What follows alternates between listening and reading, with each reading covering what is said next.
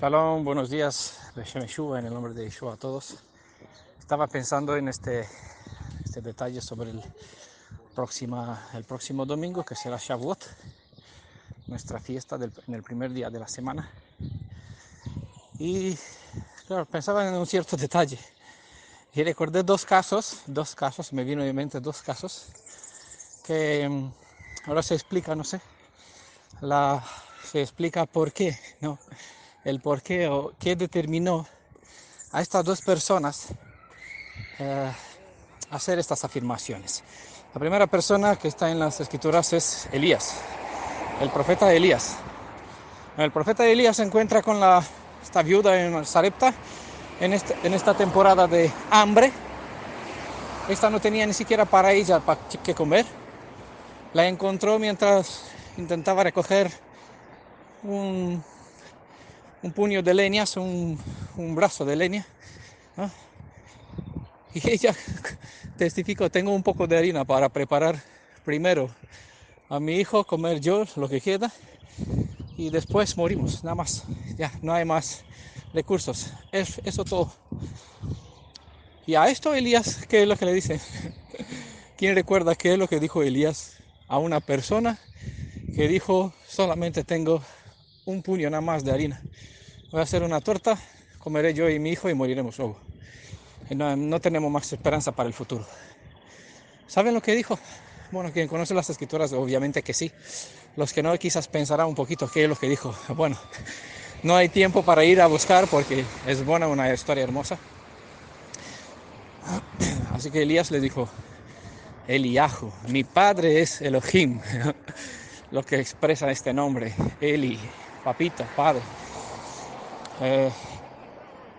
Dijo a esta mujer: ve y hazlo como has dicho. Es decir, ve y haz lo que le has dicho, prepara primero tu pan, prepara el pan que has dicho, pero antes de preparar el tuyo, prepáramelo para mí primero. Después prepararás para tu hijo y para ti. ¿Qué dirían? Qué raro suena eso. ¿Cómo puedes ir a una persona que no tiene nada?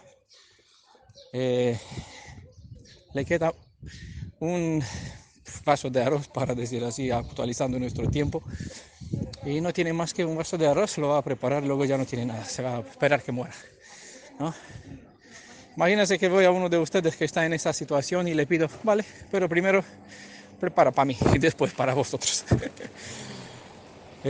Claro, de nuestro punto de vista quizás suena raro, pero para esta mujer era hebrea.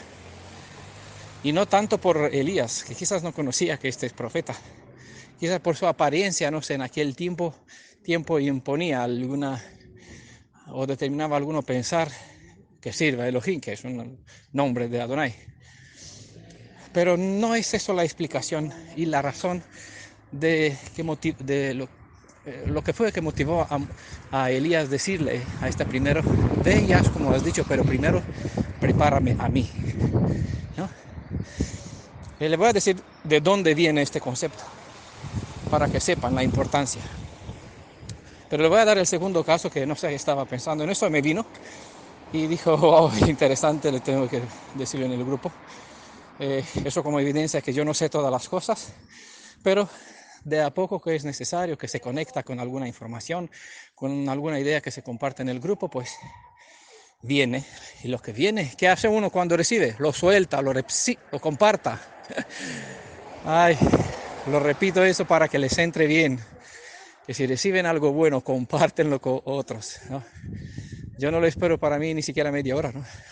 Esperaré a bajar del autobús para compartirlo con ustedes. El segundo caso es el caso de Yeshua. Hay muchos ejemplos por aquí, pero uno de ellos, hay una instrucción de parte de él que dice lo siguiente. Bueno, no es la primera vez que hemos hablado sobre eso en el grupo, pero lo repito en este contexto: busque primeramente el reino de Elohim. Y aquí venía de la bendición. Aquí le voy a decir de dónde viene la bendición y por qué dijo Yeshua: primeramente busquen el reino de Elohim, es decir, los valores, las virtudes de la Torah, el plan, el propósito, lo que ellos tienen.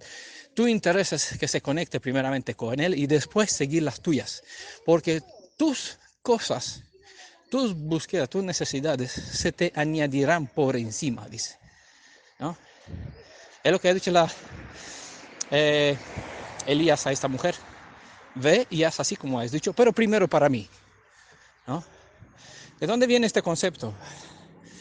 No es algo que se le ocurrió a Elías, no es algo que añadió Yeshua como algo nuevo a la Torah, sino porque está dentro de la instrucción. Sí, esto es Torahai verdadera, ¿no? Eso es Torah al día. Eso es explicar lo que las escrituras enseñan de verdad en el contexto correcto, ¿no? Porque es aquí la fuente de donde uno se inspiró. Es la razón por la cual seguimos una enseñanza edificando sobre lo que antes está ya puesto por Moisés, por los profetas, por los apóstoles, que a su vez edificaron sobre las enseñanzas de Moisés y los profetas, que siempre en Brit Hadashah, tanto Yeshua como los demás discípulos, como Shaul también mencionó, está escrito en las escrituras. Las escrituras, es decir, Tanaj, era el fundamento sobre el cual ellos se edificaron. De aquí también Yeshua nos enseñó, y los propios fariseos, los propios maestros, dicho, de las escrituras, que se sentaban como jueces en la silla de Moisés, es decir, tomaban títulos de autoridad, estaban escuchando a Yeshua, explicándole Torah, Torah al día, Torah viva, y decía, se maravillaba, dice, ¿cómo sabe este que es un indocto? No estudió con nosotros, no recibió estudios universitarios, no estuvo los pies de Gamaliel, no recibieron instrucciones en una yeshiva rabínica, 5 años de formación para que tengan un título de rabino. ¿Cómo es que saben tantas cosas? Y solamente tenía 12 años. Eso hace maravillosa a las escrituras y a Elohim, porque no es por el que corre, ni el que desea, sino por quien elige. Y él pues elige a los viles de este mundo para hacer de vergüenza a los que se creen buenos y sabios en sus propios ojos. ¿Vale? Bueno, entonces cuando investigan las leyes de las 7 fiestas, verán que estas leyes, las 7 festividades, son uno de los 3 fundamentos sobre el cual se edificó lo que es Torah, en base a cual se hizo la alianza de las 10 palabras de parte de Elohim, de lo que es lo que se conoce malamente como los 10 mandamientos, ¿vale? Que son palabras de la alianza, no son mandamientos. Los mandamientos están en la Torah. Los mandamientos son los que nosotros tenemos que guardar, ¿no? Elohim no guarda mandamientos. Él nos dio mandamientos para nosotros, para saber encaminarnos bien, no para ordenarnos cosas. Bueno,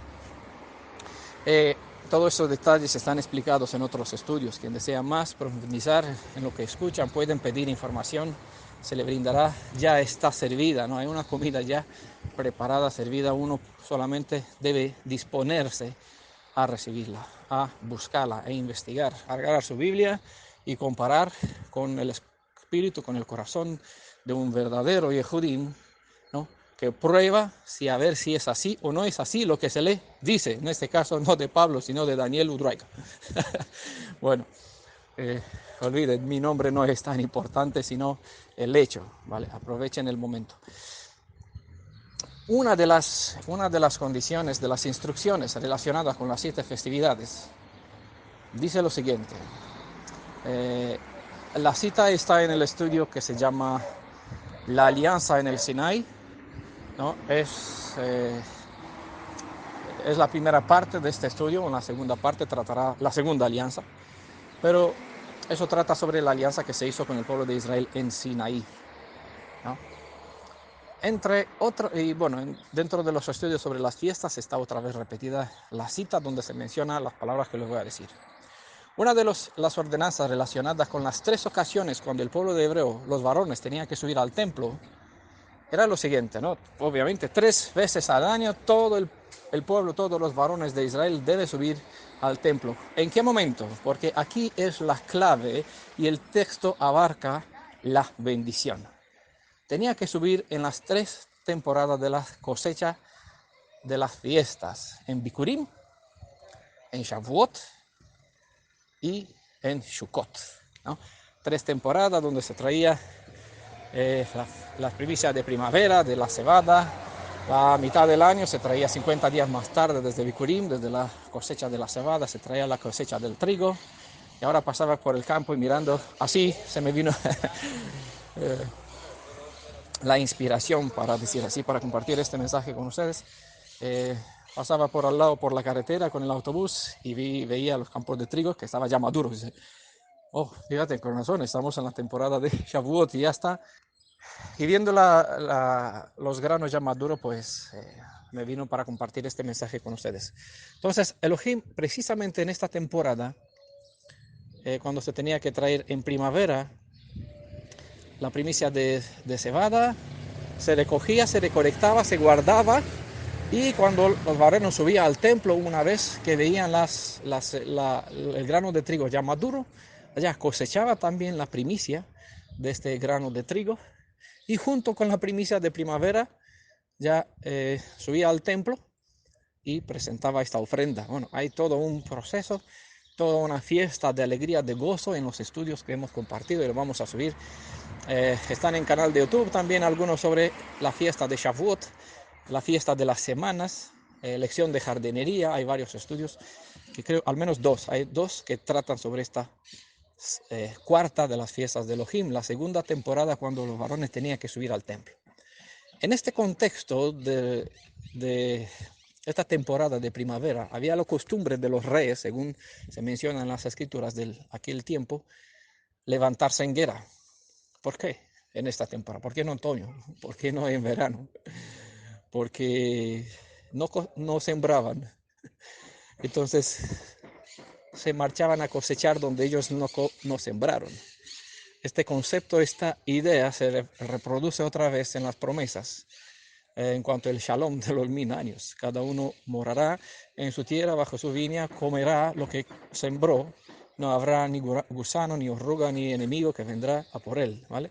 Cuando se ubican las referencias, la bendición del mensaje es tremenda, porque se entiende qué es lo que Elohim asegura mediante estas palabras. Entonces, justamente en esta temporada donde los reyes enemigos se levantaban para ir por aquí, por allá, buscando los campos que otros sembraron, a beneficiar de esta cosecha, ¿no? En esta temporada los varones tenían que dejar sus casas desprotegidas a sus niñas, sus familias, sus niños, sus ancianos, sus campos, sus cosechas, dejarlo allí, mientras tanto coger la primicia e irse a Jerusalén. Mientras tanto, las mujeres sí podrían cosechar, los siervos, los esclavos podrían cosechar, ¿no? Pero ellos no tenían el poder, la autoridad, el liderazgo de un varón quien en necesidad pueda defender. ¿Por qué pide Elohim eso?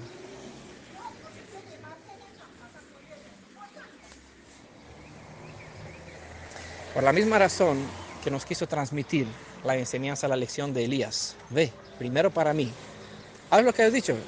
Sí hay que cosechar los campos, comer, pero primero recoge la primicia, preséntalo a Elohim. Después comerás tú. Primero busca el reino de Elohim. ¿Por qué? Porque en el mismo contexto donde viene esta ordenanza, hay la instrucción, donde Elohim asegura que Él protegerá la tierra para que ni la oruga, ni la langosta, ni el enemigo venga para dañarle, para quitarle, para que se desperdicie, mientras él, el varón que debería proteger su casa, sube al templo. Elohim asegura que Él protegerá, Él será el escudo. Es decir, extenderá la bendición sobre aquel que primero se entrega a Elohim como ofrenda. Es decir, es aquí donde Yeshua dijo, buscar primeramente el reino de Elohim, es decir, los valores del cielo, o eso es obedecer la Torah, en este caso esta instrucción, y lo demás, no te preocupes por ellas, se te agregarán por encima, no te faltará, el enemigo no entrará aquí. Por lo mucho que quiera él destruirte, aprovechar tu ausencia, yo seré tu escudo. Esa idea se repite en otras circunstancias, en otros contextos, en otras partes de las escrituras donde se nos transmite la misma seguridad de paz y shalom que deberíamos tener.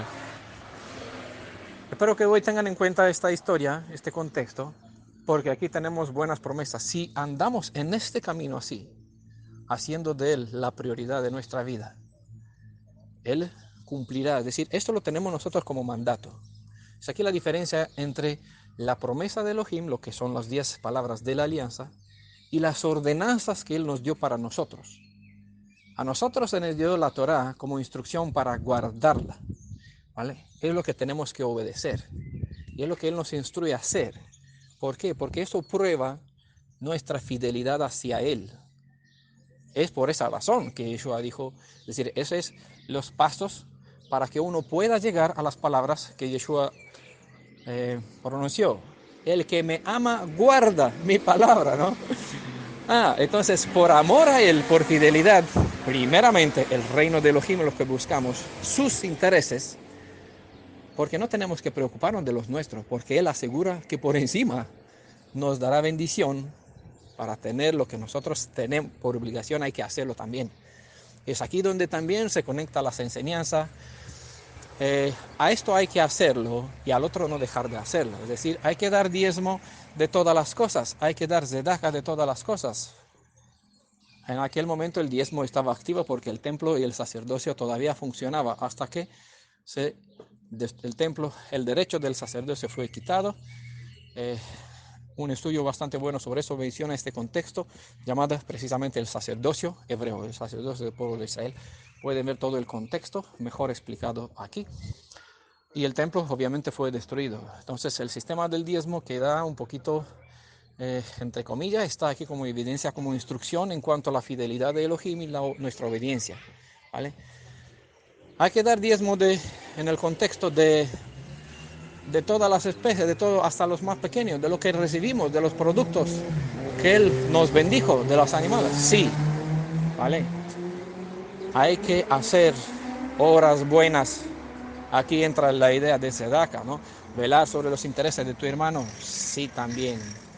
Los fariseos daban diezmos de todas las cosas, hasta de lo que la ley no indica, porque las especies, las semillas no está parte que mencionaba ya, no son parte de la instrucción.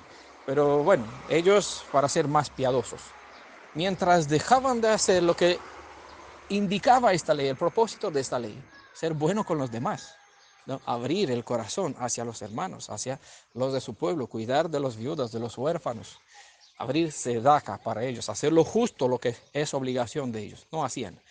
Entonces, Yeshua dijo, a esto lo que ellos hacen, hay que hacerlo, y a esto lo que los fariseos no hacen, hay que hacerlo. Tenemos que vivir con este principio de zedaká, y al otro no hay que dejar sin hacer, ¿no? Entonces, en la ley me instruye primero para Elohim y lo demás se te añadirá por encima. Y dirás para los demás que debes también hacerlo, ir a cosechar, cuidar, proteger, se te brindará por encima bendición para que escudo, fuerza, para que puedas tener seguridad, paz y tener lo tuyo, ¿no? Para que puedas cumplir con otras obligaciones que también desde aquí deriva, ¿no? No vamos a ir por todas las pistas porque no acabaré una idea, ¿no? Se convertirá otra vez en toda una exposición, un sermón. Bueno, quiero que entiendan que siempre, que Elohim nunca queda endeudado.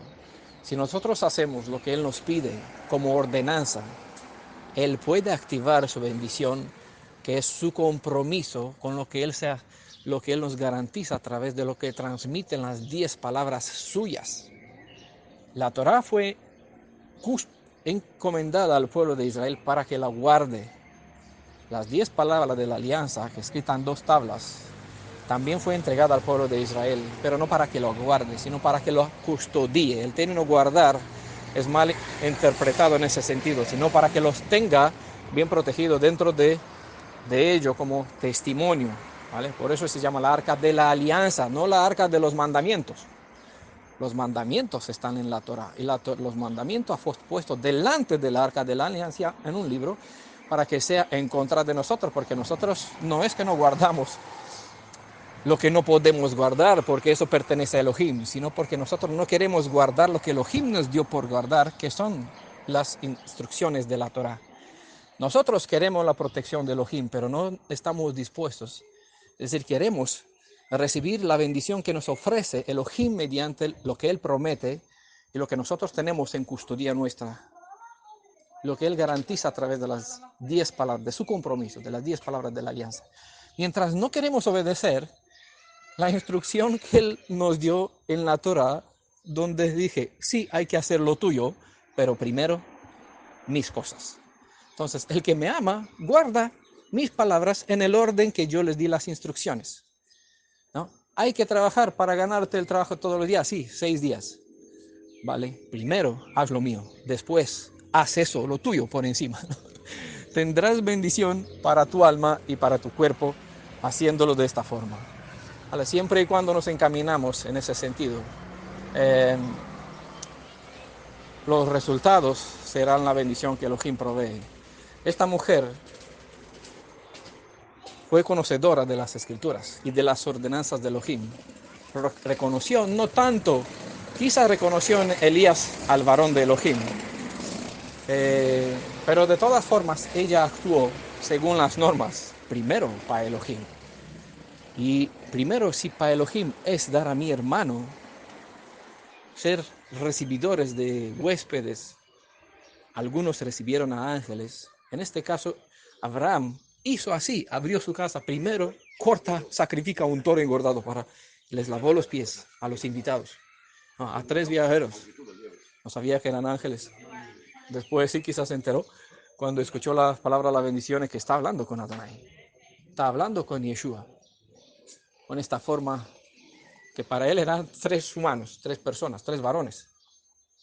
Bueno, nosotros lo leemos como 3 ángeles, y eso por la interpretación que se le da. Él no vio 3 ángeles, ¿no? Sino 3 personas. Y se le dio la bendición después de que él se dispuso. Esta mujer se dispuso haciendo lo que tenía que hacer hacia sus hermanos. Elías era su hermano, ¿no? Parte del mismo pueblo. Y por encima Elohim no le desamparó. La bendijo ofreciéndole 3 años y medio continuo aceite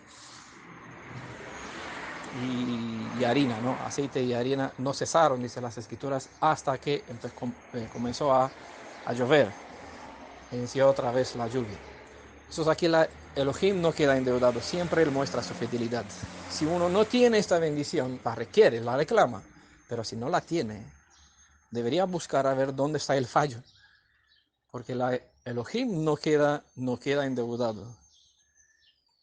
Si una persona cumple con las ordenanzas de la Torah, está bien, y en ese sentido debe ver también si acaso Elohim no tiene algún propósito, no en su necesidad corporal, sino en su falta espiritual, en su actitud. Quizás hay por aquí alguna rebeldía, algún algo que no es algo físico, sino que es algo del corazón, ¿no?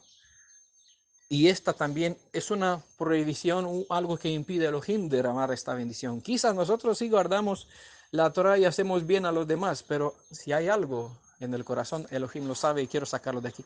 Porque esto prohíbe, bloquea el acceso de las bendiciones de Elohim.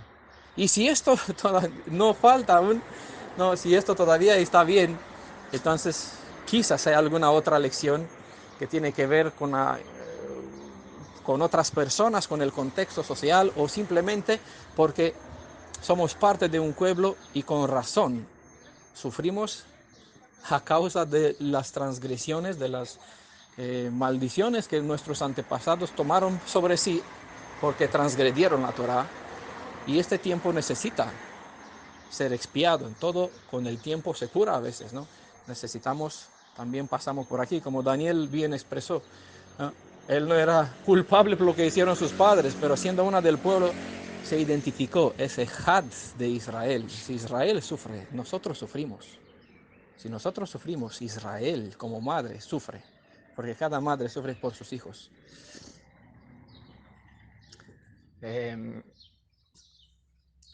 Vamos a ser parte de un cuerpo. Si uno le falta, debería haber preocupación e interés de parte de los demás, dar, ¿no? Como Elohim me bendijo con palabra, puedo compartirla. Para que en ese sentido, como dijeron los discípulos, lo que tenemos, ofrecemos. Nosotros no tenemos más que eso, ¿no? Aquí desde el punto de vista económico tenemos bastante falta, pero en cuanto a la escritura, aquí eh, somos muy ricos, ¿no? En ese sentido, y de esta riqueza uno comparte. Aquí no somos pobres en ese sentido, somos pobres en este mundo, pero en cuanto al espíritu, aquí lo que tenemos es lo que ofrecemos, y lo hacemos no se da acá por justicia, sino porque está en abundancia. ¿Por qué tenemos en abundancia? Porque siempre, al menos en mi caso, he tratado de cumplir con esta instrucción de Elohim. Primero sus cosas, después nuestras necesidades. Nuestras necesidades no nos faltaron, por bendición. Muchas veces estuvimos al límite, pero no nos faltaron. Elohim no nos desamparó. Y porque así vamos, así compartimos. Damos de lo que tenemos, y lo que tenemos es porque Él nos dio primero. Espero que les sirvan este mensajito que quería compartir con ustedes en esta ocasión, y que también alcance el propósito, ¿no?, de bendecirlos mediante experiencias claras, que yo mismo los probé, los viví, y aquí de las escrituras como fuentes, pues al menos tenemos dos testigos, al menos de compartir dos testigos donde hay la bendición. Eh, bueno, hermanos, en el nombre de Yeshua, hermanas también, ¿no? No hacemos exclusión de personas, que todos sean bendecidos siempre y cuando se disponen a obedecer al Mashiach, que es nuestro esposo, nuestro rey, nuestro soberano, según el orden de las cosas como Él mandó. Primero sus cosas, después las nuestras. Y lo que son nuestras, Él nos dará por encima su bendición para que tengamos éxito, al menos que no nos falte lo que es más imprescindible. Beshem Yeshua, en el nombre de Yeshua, shalom a todos.